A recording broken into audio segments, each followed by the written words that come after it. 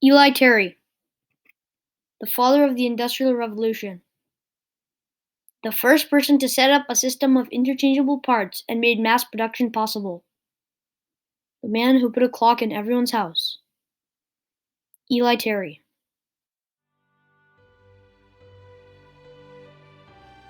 Many of the timepieces that exist today are the mastermind creations of Eli Terry.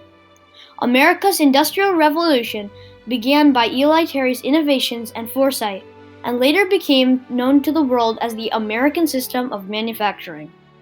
In this process, Eli Terry ignited the American Industrial Revolution. Eli Terry was born in 1772 in a section of East Windsor, Connecticut, that is now South Windsor.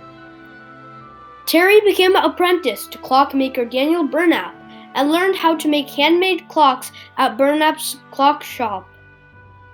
Eventually, Terry moved to Northbury, Connecticut, a section of Waterbury, and helped establish the town of Plymouth, where Terry would establish his business. Before Eli Terry, clockmaking was a tedious process.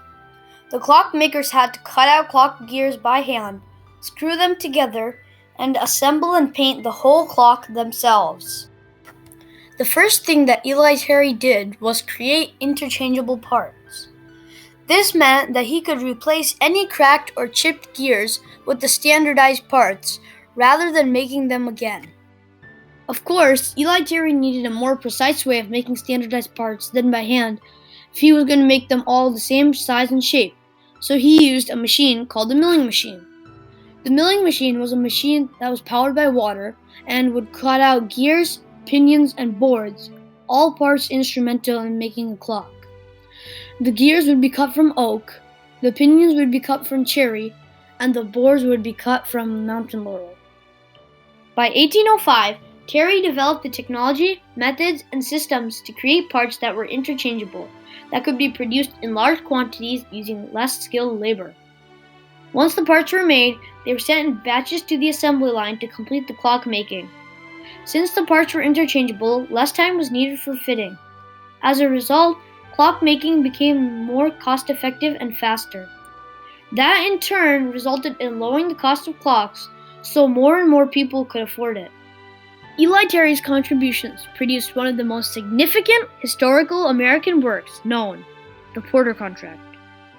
This contract demonstrated that mass production was possible, which had laid the grounds for the Industrial Revolution. Its principles are still used today to produce every product that is made in large quantities. It made many more products affordable to the common man. In 1806, two Waterbury merchants, Edward Porter and Levi Porter, approached Terry to make wooden clock movements. Eli Terry agreed to manufacture approximately 4,000 wood clock movements to be delivered by 1810. Everyone thought it was impossible to achieve this massive goal at that time. Chauncey Jerome, one of Terry's apprentices, and the eventual owner of Timex, quotes a conversation that was overheard. "The foolish man had begun to make 200 clocks," one said. "He would never live long enough to finish them." And another remarked that if he did, he never would, nor could possibly sell so many, and ridiculed the very idea. In 1808, they produced about 1,000 clocks. At this point, Eli Terry realized that he was going to have to step it up a notch. He expanded his factory tenfold and increased his workforce. In 1809, they produced the remaining 3,000 clocks. In 1810, Terry delivered the 4,000 wooden clock movements to the Porters. This had never been achieved before in the history of America. The Porter Contract revolutionized the idea of mass production and made clocks affordable to more people. Eli Terry realized that business was still bad. He looked into why this was, and he found that even though he was producing clocks at a faster rate, he was not selling enough. The regular grandfather clock cost as much as a luxury car would cost today. So he amazed the world yet again with his newest invention, the box clock. This new clock cost about $15 and could fit on a shelf. This was a significant technological improvement in the manufacturing process from the expensive grandfather clock and was one of the first steps in the Industrial Revolution. But Terry was not satisfied.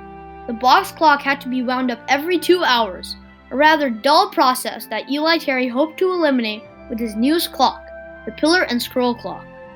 The pillar and scroll clock was a clock that did not need winding up. Also, unknown to the people at the time, the box clock was slightly inaccurate as the weight accelerated as it reached the ground. On the other hand, the pillar and scroll clock did not need to be wound up as it used the same principle as a grandfather clock. A 36-inch long pendulum with a 1-pound weight at the end swings at 1 swing per second. This also means that a 6-inch long pendulum with a 3-pound weight on the end swings at 2 swings per second. Using this, Eli Terry created a clock that counts a second as every 2 swings. These were his biggest inventions, was the Porter contract and the box clock and the pillar and scroll. Several European pioneers made numerous advances towards mass production, but none of them utilized all the characteristics of the American system of mass production. The Europeans introduced newer machinery that greatly improved productivity. However, they were not adopted elsewhere. By the 1850s, the process was known as the American system of manufacturing, after the British claimed it as their own at the London Great Exposition of 1851. When the American system, first successfully implemented by Eli Terry, was copied, then true mass production improvements in England and other parts of Europe took place. For a long time, Eli Whitney was taught to be the father of the American Industrial Revolution. However, this idea is no longer valid.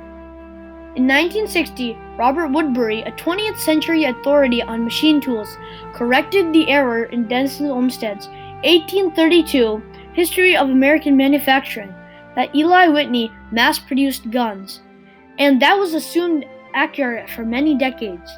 Scholars now agree that Eli Terry was the first person to successfully mass-produce a product, specifically a clock, truly interchangeable parts. Eli Terry's mass production revolution was adapted and replicated in almost every major industry in America and eventually around the globe. Terry's mass production methods decreased the cost of production of any product on a large scale for the industries, which in turn decreased the retail cost. Eli Terry's innovations led the way to one of the most influential historical events that ever took place in American history. Eli Terry's contributions revolutionized mass production and broke barriers for the common man. Henry Ford is one of the people that Eli Terry influenced. Ford used the assembly line and interchangeable parts to mass-produce cars, making them affordable too. In all mass markets of the world, from automobiles to zippers, Terry's system is used. This ingenuity transformed the country and eventually the whole world. This event was the most significant development that occurred to transform humanity in the so-called modern age. It changed every dimension of human life. It all started in a small town in Connecticut with the foresight of one man, Eli Terry.